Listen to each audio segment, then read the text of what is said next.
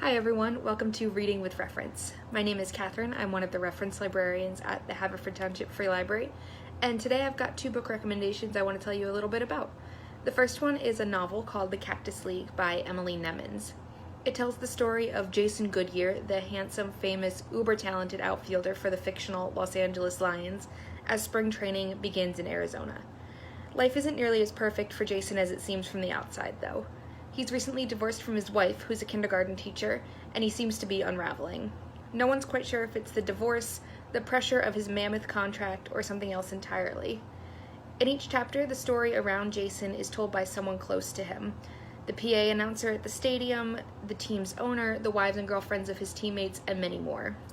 It has the effect of only gradually letting the reader know what the deal with Jason is, while also hooking them into the stories of all these other characters who don't share his fame and fortune.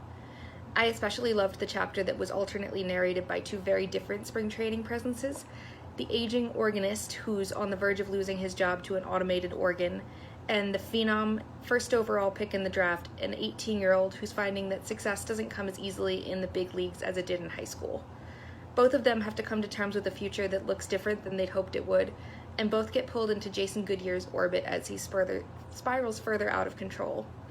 As the novel gets closer to its conclusion, Jason's real story comes to the forefront, and we start to find out how much of a mess he really is and what the consequences could be for him and for the team.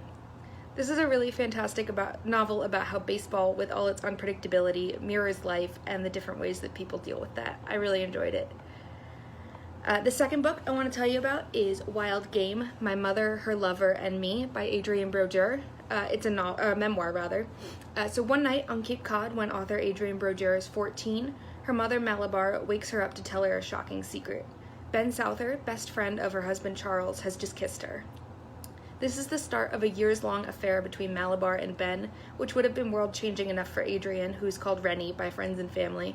But from the very beginning, it's made all the more thrilling and terrible by the fact that Malabar enlists Rennie's help in keeping the affair going and in keeping it a secret from Charles.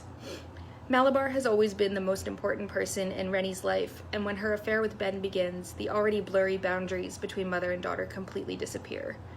Her unhealthy relationship with her mother, as well as with Ben and with her stepfather, leads to her making all kinds of bad choices in her own life, particularly when it comes to men. Throughout the book, Brodeur grapples with her love for her mother and her desire to carve out a life for herself. She writes really convincingly about how difficult it was for her to extricate herself from her mother and to determine what was healthy and what wasn't, which is a real feat because I think just about anyone who hears the premise of this book would say it's pretty clear that asking your 14-year-old to help you have an affair is pretty cut and dry. Brodeur's writing is really strong in describing Cape Cod, where most of the story is set, in a way that makes you feel like you're there or that you wish you were there. Plus, Malabar's sort of claim to fame is that she's an unbelievable cook and a former food columnist for the New York Times, so the narrative is interspersed with descriptions of incredibly delicious-sounding food and recipes. It's a great book for fans of The Glass Castle by Jeanette Walls or Educated by Tara Westover, and I really recommend it. Let us know what you're reading in the comments. Thanks so much for watching, and have a great weekend. Take care.